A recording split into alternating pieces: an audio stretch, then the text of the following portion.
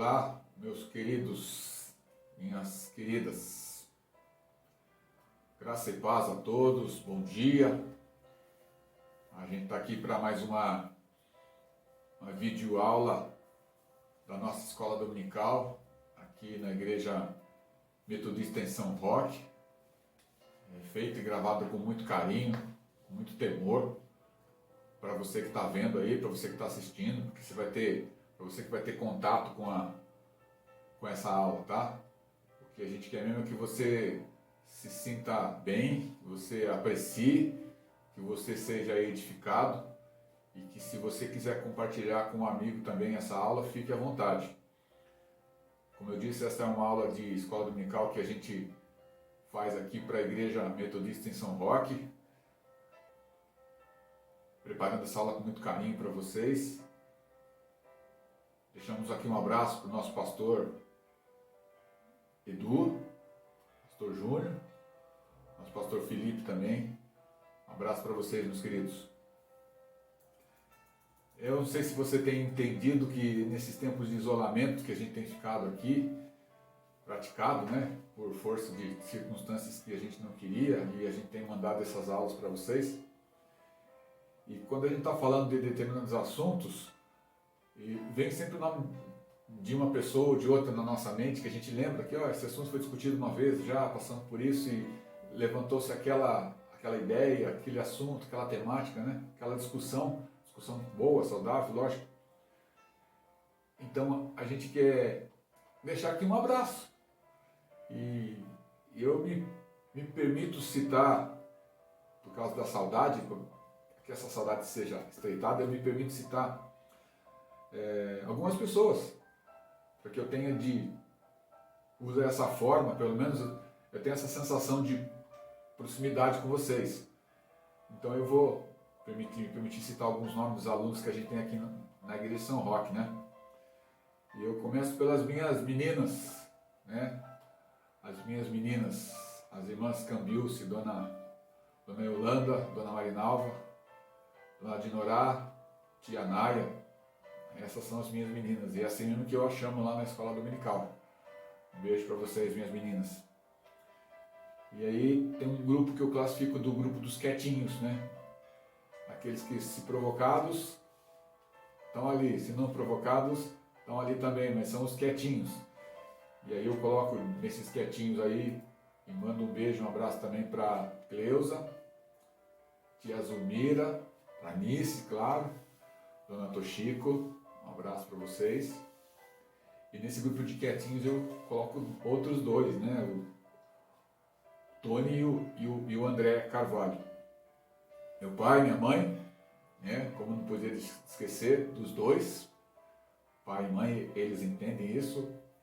Nelson e Alice Campos. Beijo para vocês. E eu faço um grupo aqui na brincadeira, os questionadores, né? Os polêmicos. Dirceu, que é o meu parceiro, ele não está aqui hoje. Dirceu, os questionadores, José Adilson, eita, e meu irmão Edu Negro, né? São os questionadores. Na verdade não são questionadores nada, são os colaboradores. E aí toda a classe tem uns bagunceiros, né? Então um beijo, um abraço para os bagunceiros da nossa turma lá. Tato, meu irmão, bagunceiro sim. Davi, Guarinha, Emerson, e aí vai. Beijo para vocês, beijo para você, Alessandra, também. Enfim, para todos que são alunos matriculados aqui na classe da Igreja Metodista em São Roque, meu abraço, meu beijo e minhas saudades, tá? Como eu disse hoje, né, domingo, 28 de junho de 2020, dia da estreia do vídeo, né? Obviamente a gente gravou um pouquinho antes para vocês, mas está passando no domingo, então a gente se refere como se fosse domingo. E por isso a gente fala bom dia, porque o dia da escola dominical e o horário dela é no domingo. Então mais uma aula para a gente, né? E você que está acompanhando desde o princípio, a gente tem usado e tem trabalhado e vai continuar trabalhando com a revista. Não sei se vai dar para ver aqui, ó. Viver com Fé e Sabedoria, ok? Essa revista é da série Em Marcha, Revista para a Escola Dominical. Então hoje a gente está entrando numa unidade, que é a unidade número 2, e vai começar uma lição nova. Essa unidade é viver com sabedoria. E como a gente falou na semana passada, unidade nova, viver com sabedoria. E a lição de hoje o tema dela é viver com sabedoria. Então vamos conversar um pouquinho a respeito disso, né? Avisando que provavelmente na próxima aula o Dirceu vai estar com a gente aqui. E esse tema, né, da lição Viver com Sabedoria, está baseado lá em Provérbios, no capítulo 1, versículo 1 a 33, o livro de Provérbios todo, tá? Então, não vou ler o texto todo de Provérbios, 33 versículos, mas eu quero que você leia, então, tá? Leia aqui, ó, Provérbios 1, todo o capítulo, tá bom? Leia com a gente. Como eu estava falando, então, domingo que vem, a gente dividiu essa aula aqui em duas. E no próximo domingo a gente vai estar já junto com o Dirceu, se Deus quiser, tá? Ele vai estar participando com a gente aqui na segunda parte dessa aula aqui, tá bom? Quero começar essa nossa videoaula aqui hoje fazendo uma pergunta para vocês. Duas perguntas para vocês. O tema da nossa lição é viver com sabedoria. Como vocês acham ou pensam que é viver com sabedoria? Como viver com sabedoria? Fica essa pergunta aqui para a gente tentar respondê-la no decorrer da aula, no final desta aula ou no encerramento, na conclusão da aula no próximo domingo, tá bom? Logo no início da nossa lição aqui, da revista que nós estamos acompanhando, bem no começo mesmo, no início da lição, o autor ele nos confronta, a gente é confrontado com uma verdade que machuca, né, um pouco a gente, e se não machuca, pelo menos um pouco de dor ela causa na gente, tá? Que verdade é essa, Dário? Do que você está falando, né? O autor, na revista, ele começa no primeiro parágrafo dizendo assim que nós vivemos tempos em que os valores da vida foram reduzidos a realizações prazerosas e realizações palpáveis, coisas que a gente tem na mão, que a gente pode tocar. Eu explico. Não se tem dado ou não se dá mais tanto valor às pessoas, mas muito mais às coisas. Coisificação. Aqui, coisificação entre aspas. Não sei se vocês já ouviram falar disso, né? Então, quando se fala de coisas, de coisificação, nós, podemos até tentar se defender, dizer que é uma necessidade atual, afinal de contas, todo mundo tem, todo mundo faz, todo mundo vai.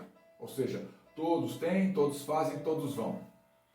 E você vai concluir, quando eu falo que você vai concluir, você não vai sentir a menor culpa, sem a menor culpa, que tudo que você compra, que você adquire, que tudo é culpa de um sistema capitalista que nós estamos vivendo, e você vai gritar mesmo para confirmar essa sua conclusão de que tudo é movido pelo sistema capitalista, e você vai gritar para se defender e dizer que é o desenvolvimento que estimula a ganância, a busca por diferenciação e o consumismo.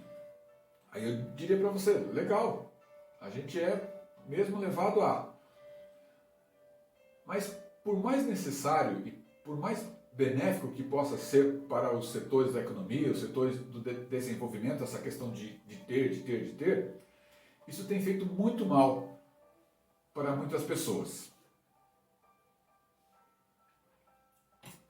Sabe por quê? Para muita gente, acredite você, a alegria da vida está em ter, comprar e acumular. Entende o que eu estou falando? E por minha conta, agora por minha conta, é um pensamento meu, é um modo meu de ver as coisas, e é o que eu penso que hoje, mais do que ter, comprar, acumular, o mais danoso hoje para as pessoas é mostrar, é querer mostrar. O que eu quero dizer com isso? Hoje as pessoas não se satisfazem apenas ter, comprar e acumular. A necessidade maior hoje das pessoas, que as pessoas têm, é se compra, se acumula, porque eu preciso mostrar para alguém. Alguém precisa saber que eu tenho. Alguém precisa saber que eu já estou com essa versão. Alguém precisa saber que eu já estou com este novo, com esta nova. Entendeu? Então é isso. Isso é viver com sabedoria? Vivemos assim? Sim? Não? Só de vez em quando? Eu brinco sempre, né? Só quando eu estou acordado. Quero ler com vocês, primeira leitura de hoje, Efésios, no capítulo 5, versículos 15 até o 17. Vamos ler? Efésios, capítulo 5, 15 até o 17. Olha o que a palavra fala para a gente aqui.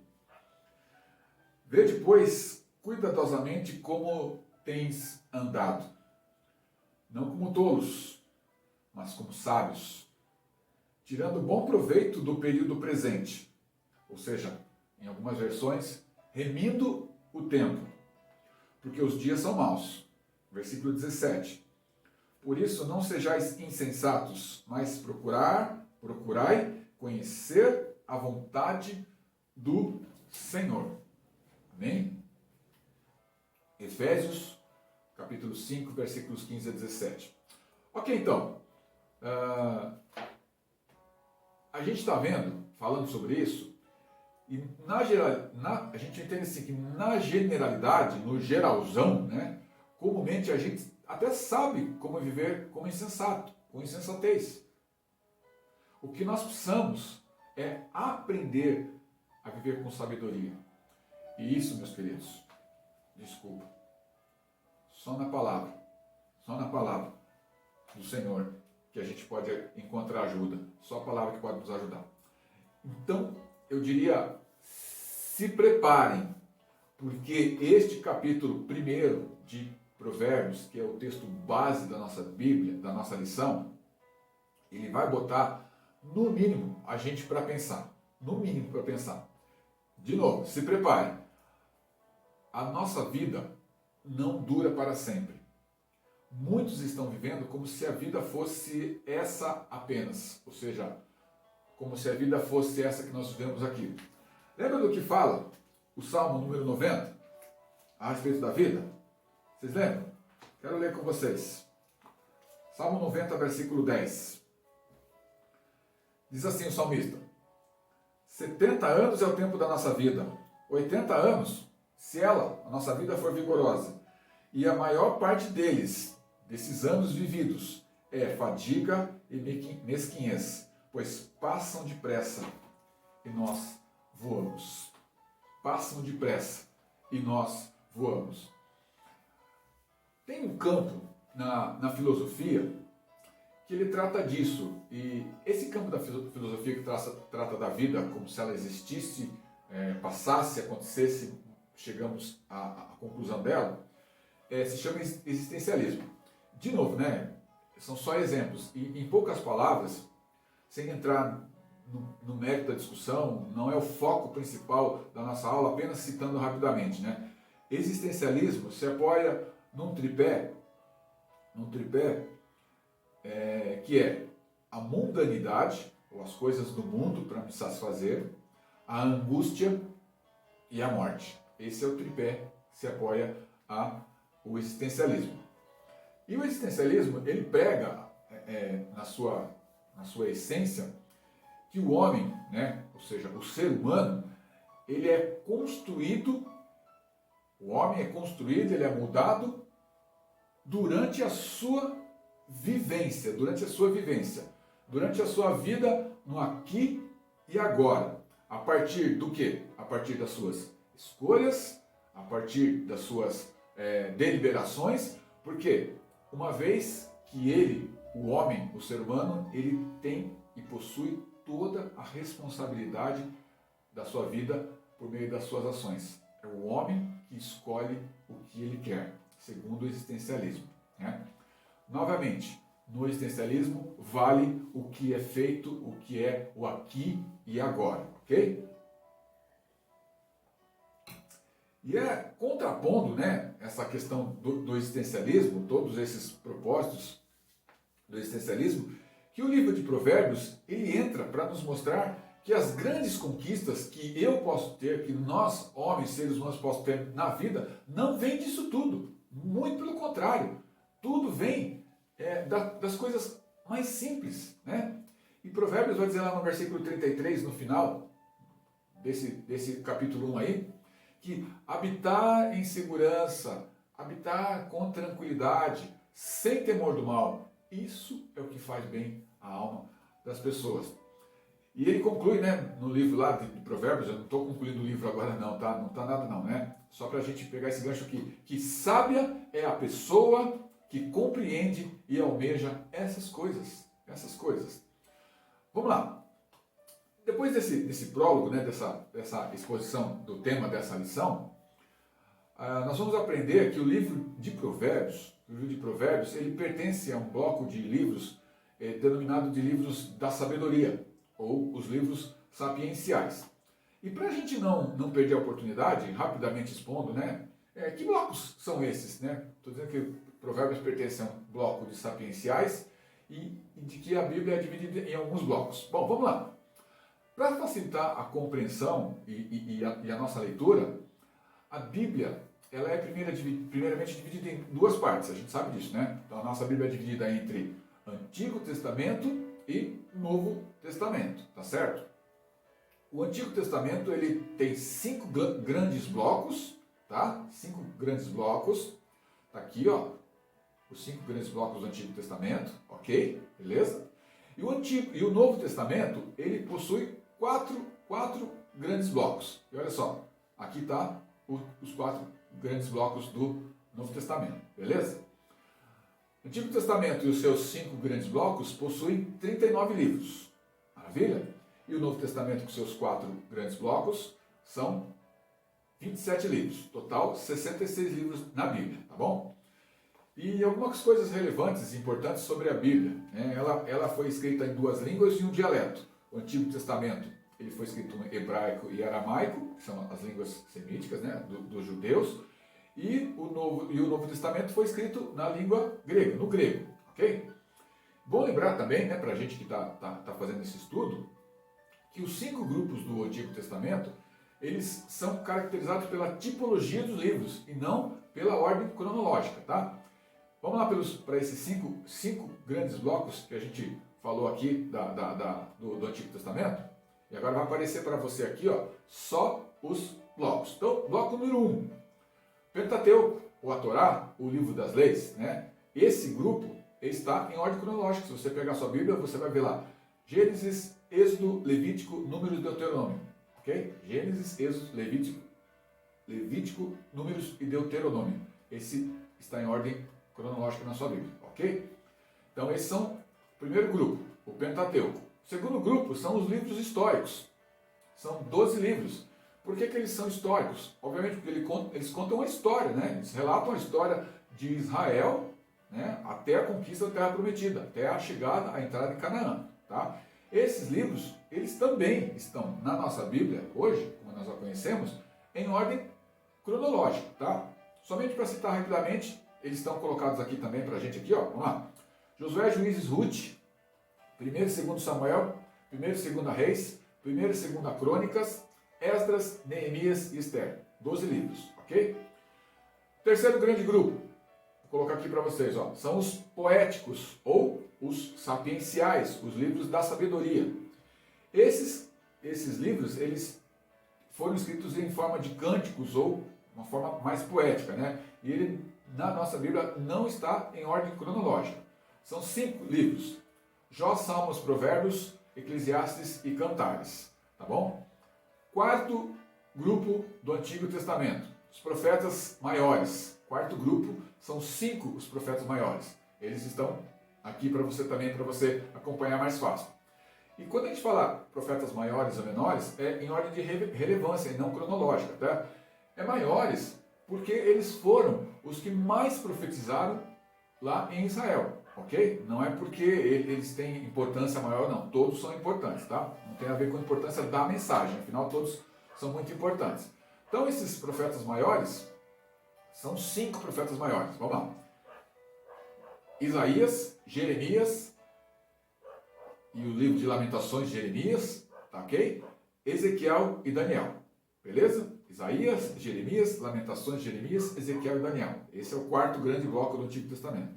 E se existem os profetas maiores, obviamente existem os profetas menores. Esses são 12, ok? De novo, repetindo, não por causa da importância da mensagem, mas maiores porque foram os que mais profetizaram, mais levaram profecias sobre Israel, ok? Oséias, Joel, Amós, Obadias, Jonas, Miqueias, Naum, Abacuque, Sofonias, Ageu, Zacarias e Malaquias.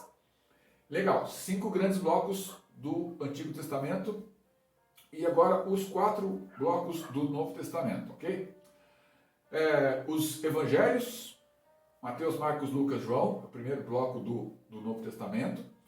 O livro histórico do Novo Testamento, né, que conta a história dos apóstolos e da instituição da primeira igreja cristã, ou seja, a história da igreja primitiva, que é o livro de Atos, ok? Depois nós temos as cartas e epístolas, que foram escritas pelos apóstolos para as várias igrejas e de diversas regiões, tá? São 21 cartas. Dessas 21 cartas, 13 foram escritas por Paulo e 8 foram escritas por outros escritores. E a gente vai ver aqui que o livro de Hebreus ele não está relacionado com um livro escrito por Paulo, tá certo? Depois é um assunto para uma outra aula, mas parece que alguns estudiosos dizem que foi, outros dizem que não foi, tá bom? Mas não dá para entrar muito nesse mérito não, ok? Vamos lá, as cartas escritas por Paulo, como eu falei, são 13. Romanos, 1º e 2º Coríntios, Gálatas, Efésios, Filipenses, Colossenses, 1ª e 2ª Tessalonicenses, 1ª e 2ª carta Timóteo, Tito e Filemão. As 3 escritas por Paulo. E as outras 8 escritas por outros escritores. Aqui estão elas aqui, ó.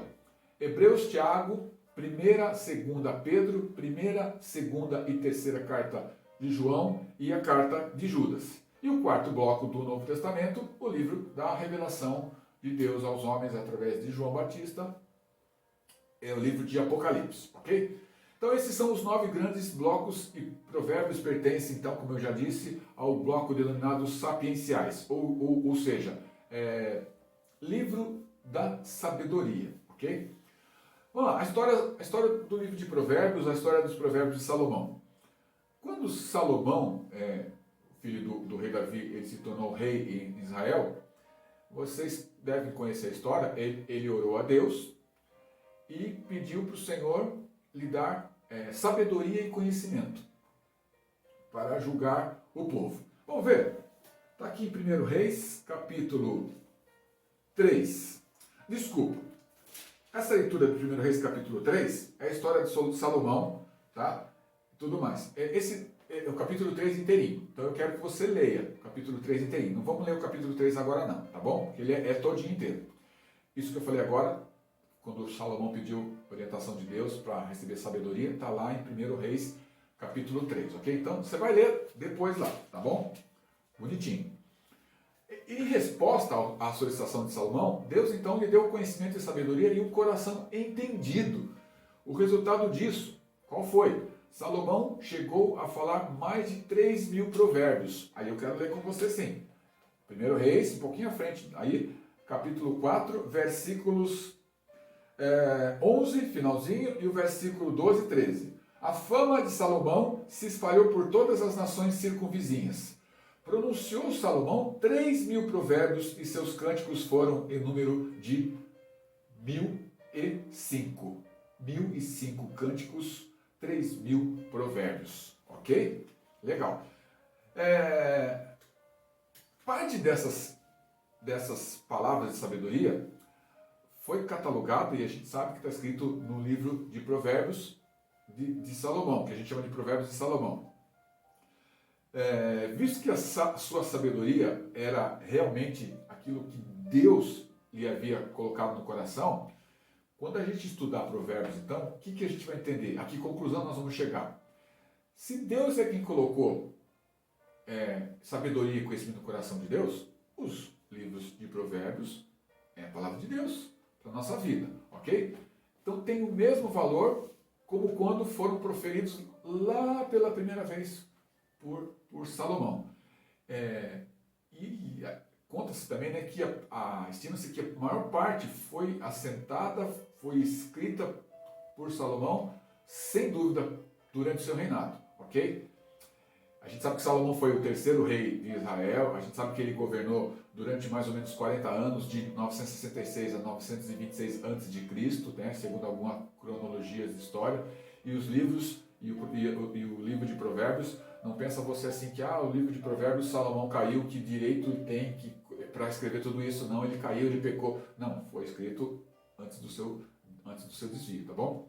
E a palavra hebraica, correspondente ao que nós chamamos de Provérbios hoje, ela é machal. Olha aqui, ó. Machal. Machal. Que significa, traduzindo, né, para nós, semelhança, comparação, tá? Então, o livro de Provérbios, ele se utiliza de um estilo totalmente próprio, né? E o autor do estudo que a gente foi buscar, esses subsídios, ele diz assim: Provérbios ele tem uma escrita curta, uma escrita penetrante, e faz uso de comparações, e tem um estilo poético hebraico totalmente particular. Ou seja, a estrutura da maior parte do livro é um paralelismo poético. E aí fui ver o que era paralelismo, né? O pastor Eduardo já falou sobre isso algumas vezes para nós. Eu fui verificar o que é paralelismo, né, para passar para vocês. O básico, o principal da poesia hebraica é chamado de paralelismo, tá? E esse recurso, ele está presente em todos os escritos da Bíblia, né? Chama-se paralelismo por quê? Porque é feito, né, para que a gente entenda que o jeito de falar coloca as expressões ao lado uma das outras, como se fossem linhas paralelas. Por isso, paralelismo, né? Então, o paralelismo é o mais importante elemento da poesia hebraica, né? O ritmo do paralelismo, ele não é como nós conhecemos hoje, como através da rima, tá? Como nós conhecemos em português, mas pelo pensamento lógico, pelo pensamento claro, também chamado de ritmo de sentido. Paralelismo também chamado desse ritmo de sentido. Então, no paralelismo antitético, que é um dos tipos de paralelismo, conforme a designação já mostra para nós, cada linha expressa pensamentos opostos. Quer um exemplo? E o autor desse estudo mostra para a gente que o Salmo 37 ele é um exemplo disso, de linhas de pensamentos opostos. Diz assim, o versículo 9 do capítulo 37, que é o exemplo que a gente vai colocar aqui. Porque os malfeitores serão desarraigados, mas aqueles que esperam no Senhor herdarão a terra. Malfeitores desarraigados, aqueles que esperam no Senhor herdarão a terra. Percebe os opostos? Ok, então esse é paralelismo. A segunda parte, então, desse salmo que a gente leu, versículo 9 aqui, do 37, não ecoa simplesmente o mesmo pensamento da primeira. Ao contrário, acrescenta-lhe uma nova ideia e sentido contrário, tá? Então, o ensino, a gente vai relacionar aqui um pouco algumas características do ensino, e daqui a pouco da sabedoria também. O ensino, ele relaciona-se com aquilo que é transmitido, com aquilo que é passado, ok? O ensino, ele vem da educação escolar e o convívio social, a educação secular que nós recebemos, tá? E o ensino, ou o conhecimento, ele vem de aquisição de determinadas habilidades, tá? Aquilo que eu vou buscar aperfeiçoar daquilo que eu não consigo fazer de uma maneira boa. Eu vou buscar conhecimento para que eu passe a desenvolver isso melhor, ok? E a sabedoria? Não é nada ao contrário disso. Não. A sabedoria é uma outra história, uma outra coisa. Sabedoria tem a ver com a vivência, com a experiência e, como diria meu primo Dirceu, meu parceiro, com as nossas cãs, né? Com nossas cãs, ou os nossos cãs, né? Com os nossos cabelos brancos, né? Experiência. Adquirimos o saber, adquirimos a sabedoria com um acumular de experiências, tanto sejam as experiências teóricas como as experiências práticas, as experiências que nós vivemos. Vamos adquirindo sabedoria. E o saber é algo que se adquire na complexidade da vida, ou seja, nos caminhos da vida nós vamos adquirindo sabedoria, ok? Muita gente diz assim que se eu pudesse voltar atrás, quando eu tinha tal idade eu não faria aquilo, porque hoje eu não me permito fazer aquilo, mas isso não tem nada a ver, é a experiência, a vida que vai nos ensinando essas coisas, tá bom? A sabedoria que torna um ser humano verdadeiramente sábio e eficiente para cuidar de si e dos outros com dignidade, ela não é uma sabedoria adquirida em livros, adquirida em faculdades, em bancos de escola. Ela vem e ela provém, ela é dada para nós por Deus, pelo nosso Senhor, ok? Então, sabedoria vai muito além do que apenas ter conhecimento de alguma coisa. E tem pessoas que sabem muitas coisas, que fizeram vários cursos, que se impõem sobre outras com conhecimento. Eu sei, eu consigo fazer, eu consigo debater. Elas têm um conhecimento elevado, a gente percebe isso, mas no seu dia a dia elas revelam que está faltando alguma coisa, né? Falta sabedoria para elas, não conseguem aplicar aquilo que aprenderam, tá? E como se adquire conhecimento? Como se adquire o ensino? Aí é meio óbvio isso, né? Nas escolas, nos cursos, nas leituras, ouvindo pessoas inteligentes, buscando, escrevendo e lendo, né? Através das leituras, já disse, e acredite, ensinando, você adquire conhecimento. Olha que legal, por quê? Para ensinar ou para se fazer uma boa aula, uma palestra ou mesmo uma pregação, você vai pregar em algum lugar, isso que seja, né, uma pregação, uma aula ou uma palestra, você tem que planejar, você tem que preparar, você tem que estudar e muito, muito. Para você preparar, dizem aí, né, que para você preparar uma palestra de meia hora, você tem que estudar no mínimo 2, 3, 4 horas para você preparar uma palestra de meia hora, ok? Legal, então como se adquirir conhecimento? Escolas, cursos, leituras, ouvindo pessoas inteligentes, escrevendo e ensinando também. E aí, como se adquire sabedoria? Vamos ver? Eu aqui separei, deixa eu ver se são 4 pontos para a gente aqui, isso. 4 pontinhos que vai falar como a gente adquire sabedoria. Abra comigo para a gente ler. Tiago, capítulo 1, versículo 5. Como você adquire sabedoria? Pedindo a Deus. Pede sabedoria a Deus. Palavra de Tiago. Se alguém dentre vós tem falta de sabedoria, peça a quem? A fonte, vai direto na fonte. Peça a Deus, que a concede generosamente a todos, sem recriminações, e ela ser-lhe-á dada. Tiago, capítulo 1, versículo 5. Como se adquire sabedoria? Vou ficar com a Bíblia que nós vamos ler mais. Pedindo a Deus, ok? Como se adquire sabedoria? Temendo a Deus. Para não sair de provérbios que a gente está aí, mas o Salmo 111, versículo 10 diz a mesma coisa. O temor de Yahvé é o princípio da sabedoria. Os estultos desprezam sabedoria e conhecimento. E eu diria aqui, eu e Dirceu, esse é o clássico, né, Dirceu? O temor do Senhor é o princípio da sabedoria. O temor do Senhor é o princípio de tudo. E aqui, para a gente esclarecer essa palavra, pastor, me ajuda aí, reshit, se não me engano, na mentalidade hebraica, né, o temer a Deus é o primeiro passo para que as pessoas sejam sábias, né? Então eu quero ler na revista, pastor, eu estou perguntando para você, ele está aqui na revista, ó. Mas não errei não, acertei. Então na nossa revista, na página aí 29 que você tem aí, está dizendo assim, ó, a palavra princípio, ou seja, reshit, no hebraico, tem, entre outros significados, o sentido de a parte mais importante, ou seja, a essência, o que sugere que o verdadeiro conhecimento e entendimento estão fundamentados na fé. Então, quando fala assim, o princípio de todo conhecimento é temer ao Senhor. É a primeira coisa de todas. Temor ao Senhor. Tá certo? É isso aí. Tudo que nós estamos falando aqui, em termos de conteúdo, ele está na revista, tá bom, pessoal? A gente não lê a revista inteirinha, a gente vai ler os pontos mais importantes, como eu sempre tenho destacado aqui, tá bom? A gente só está lendo os destaques, tá legal? Então lá. Como se adquire sabedoria? Pedindo a Deus, temendo ao Senhor. Terceiro ponto. Como se adquire sabedoria? Meditando, estudando a palavra, optando por estudar e meditar na palavra do Senhor.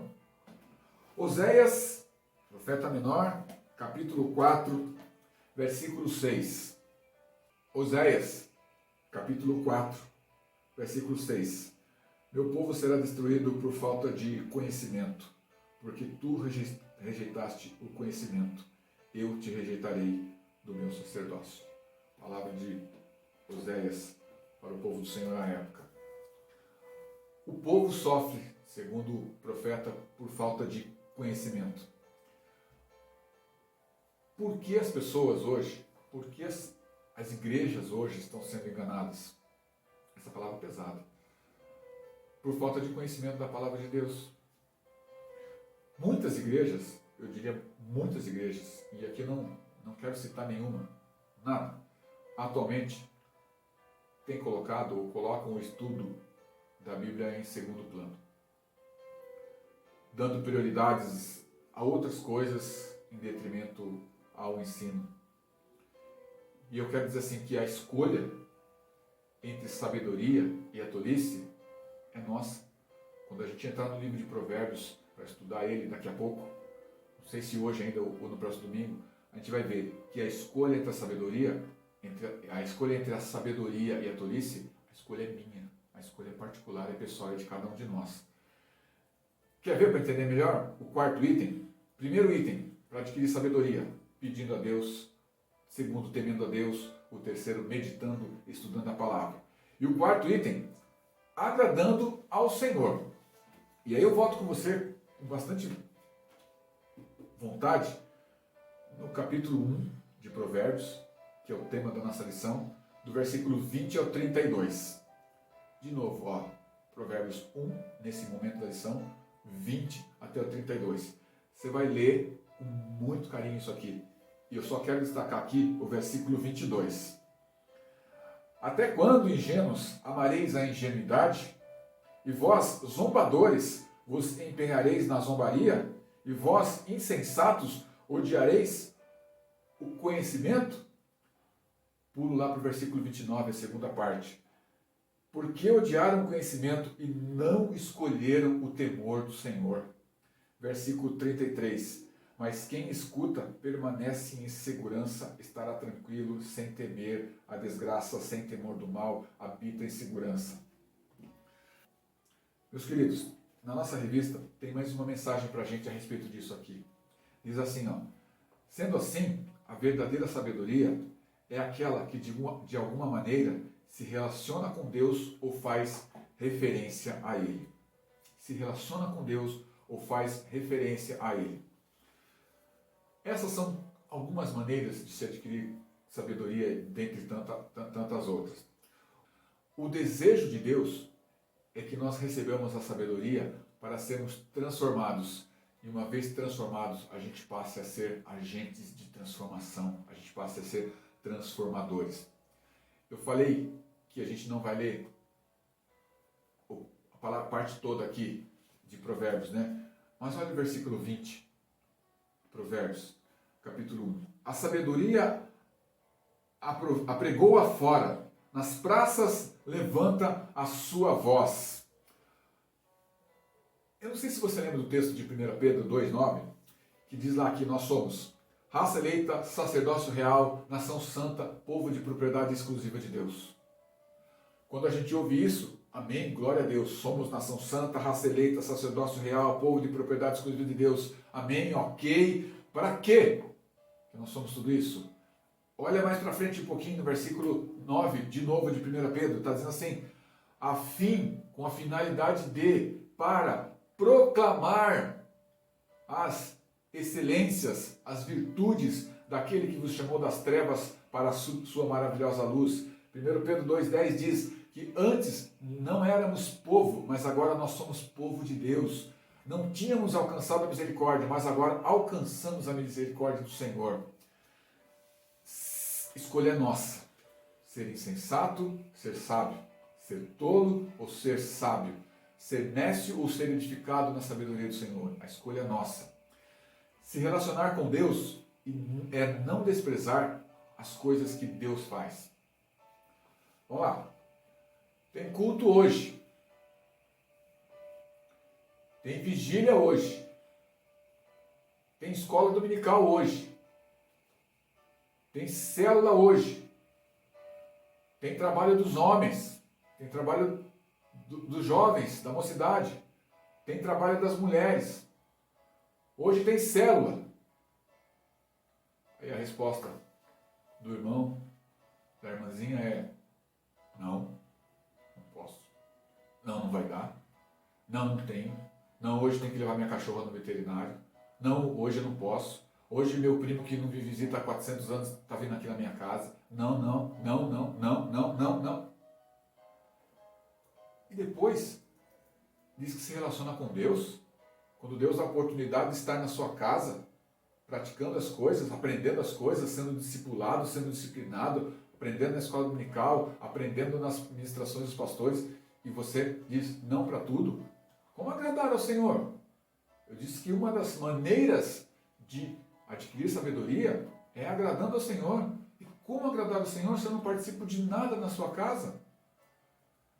Provérbios 20 e 21, eu vou ler de novo para vocês. A sabedoria pregou afora. Nas praças ela levanta sua voz. Nos lugares ruidosos ela chama. Nos vãos das portas, na cidade ela pronuncia o seu discurso. 20 e 21 de Provérbios. A sabedoria edifica uma casa, ela quer ser apresentada a nós, ela quer se apresentar a nós, ela quer chegar até nós, é desejo dela que a gente tome posse dela. Lembra que logo no início eu disse que esse texto de Provérbios, do capítulo 1, iria nos confrontar com algumas verdades, iria nos trazer dores, iria nos machucar um pouco? Leia de novo, eu reflito. Leia, medite. Provérbios 20, Provérbios capítulo 1, versículos 20 até o versículo 32.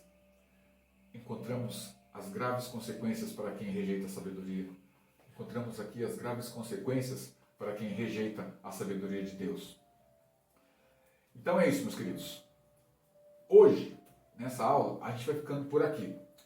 Na semana que vem, no domingo que vem, olha que domingo que vem eu estava vendo no meu calendário aqui, já é o primeiro domingo do mês de julho. Já é segundo semestre de 2020. Meu Deus!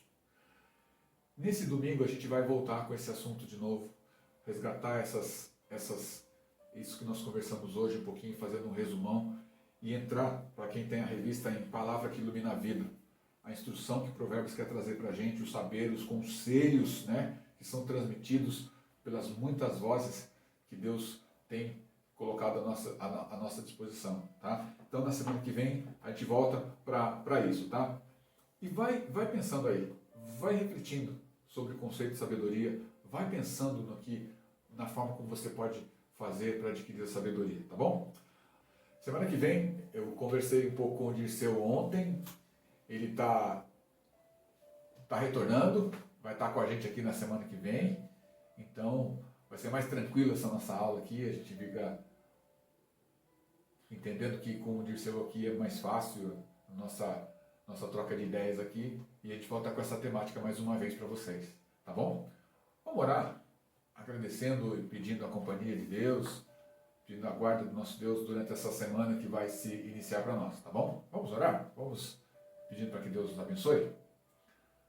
Pai amado, nossa gratidão hoje, Senhor, porque o Senhor permitiu mais uma vez estar na Tua presença, Senhor, permitiu mais uma vez que nós pudéssemos abrir a Tua palavra, meditar na Tua palavra, praticar o Seu ensino, Senhor, aprender de Ti, Senhor. Em nome de Jesus, aperfeiçoa, Senhor, através da presença do Teu Espírito Santo em nós, aquilo que não foi dito por mim, Senhor. Que as pessoas possam ser edificadas pelo Senhor, Pai. Que o Espírito Santo age, Senhor, naquilo que nós estamos falando aqui, Senhor. Dando, Senhor, sabedoria, entendimento, conhecimento para cada um dos Teus filhos, para cada uma das Tuas filhas, Pai. A minha gratidão por tudo, Senhor, por fazer parte deste povo, por estar na Tua casa, Senhor. Ela é, em nome de Jesus, o Teu Filho, o Senhor da nossa vida, o Salvador da nossa vida, Senhor. A Ti, Senhor, nós queremos dar sempre a honra, a glória, o poder, a força, a sabedoria em todo o tempo, Senhor, hoje e eternamente. Cuida da Tua igreja, cuida das famílias, Senhor, em tempos de isolamento, Senhor, que haja a harmonia dos lares, Pai. Que a tua presença seja real, Pai. Em nome de Jesus, agradecemos por tudo, Senhor. Amém e amém. Meus queridos, minhas lindas, que a graça do Senhor seja sobre vocês, sobre a vida de vocês. Em nome de Jesus, um beijo da minha parte e até domingo que vem, com a presença e com a doce paz e graça do Senhor Jesus. Beijo, até lá. Tchau.